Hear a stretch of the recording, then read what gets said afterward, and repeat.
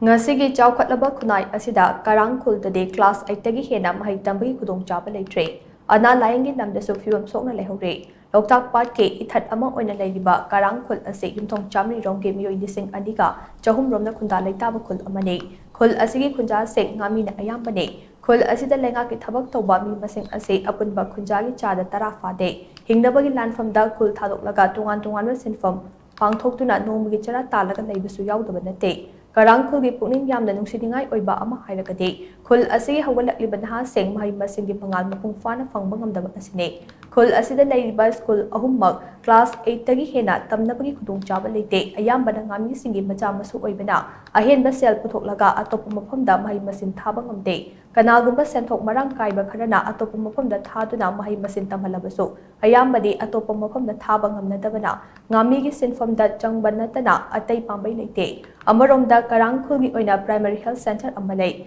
hariba center asida doctor yauna atai staff sing lakhidaba tha amarom phajalakle haire emergency ga mari leinaba ana-Layeng yaroba matamda khunja sing tamba ngamdaba hibam amadang asisu lehoure Karang Khul da leiriba water supply amakhak wasinasu thaknaba afaba ising chang naina fanghanba kamtre ising di tangai fadana sizinadaba yadaba maramda Patha pumtharaba lokta ki ising sizinaba natana atai pambai leite Karangi khunja singna tungan bihiramda mayok nariba awaba phibam sing asigi matangda Karang Island Development Organization ki President Salam Khedana TOMTV da hai matam kuinadage Karangi piyamna thengnariba khudong chadaba singi matangda mari leinaba singda wakatlaga laklabasu ngasi fawba thabakto onthoktana leire schedule caste singda piba tungan ba central sponsor scheme singsu amata fangba leitri Ana-Layeng ki tamak leiriba PSC asigi lengdaba doctor ama fawba posting pirakpa leite doctor singi leinaba quarter na chingba saba loirabasu ngasi fawba sangadana thamde emergency gi ana-Layeng yaroba matamda doctor leitabadagi leikitaba kaya amasu yaudaba nate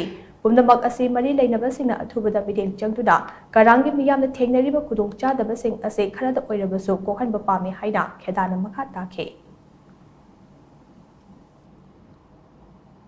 अखोई community अमना ख्वाई सुक्तरी जे कइनो बो अखोई education जे अखोई फत्रे education जे अखोई तसिना हारगदी अखोई Saida upper primary अम खगले primary सिदा अखोई nga फाबा कंगबु जिंग जिगी मसा जिंग नि सि साइदा तमि सिंग अदुसु तसिना हारगदी फी हुन बंगम दब सिंग ना अखोई कनो दा लेरिबा अखोई गी कनो तो इंग्लिश स्कूल गुम्बा अखोई प्राइवेट गुम्बा ददी तम बंगम दे मोइ यम लाइरबा कनो ओइबनिना से नंबर 1 एजुकेशन सेक्टर जि मा अखोई ना इथसिम लालगा चटपा आसे अखोई तसिना चटबदी ड्रॉप आउट तौदना लेबा अंगांग मसिंग अदुकि यामना लेगे हाई तारे सी नंबर 1 अखोई सुमा अखोइना अखोई लेरि मरि अथॉरिटी सिंगना हाइरिबा एजुकेशन सेक्टर से करांग आइलैंड लेरिबा सिंगसे यारिमखै अखोई यंगजन भिरगा सुमा अखोई तहनिंगे अदु हाइरिबा स्कूल जिगी ओजासु ngसाइगी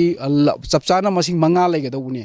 लेगदौबु सिंग मसिंग सिदा पोस्टिंग ताबदा करिनो सिंगुमना तनब्रा कैनो खंगदे लाकनिंगदबा मी म्याम अमा हनगिबा अदुगा मसागी असेंगम पोस्टिंग ओइना लेतबा कंगबु म्याम लेबना मरम ओइगदे एजुकेशन जिसु irregular oida bida ngasai karak poi karak toi tawra adugi fibam tu da haju sima still akoi challenging tawri hai tare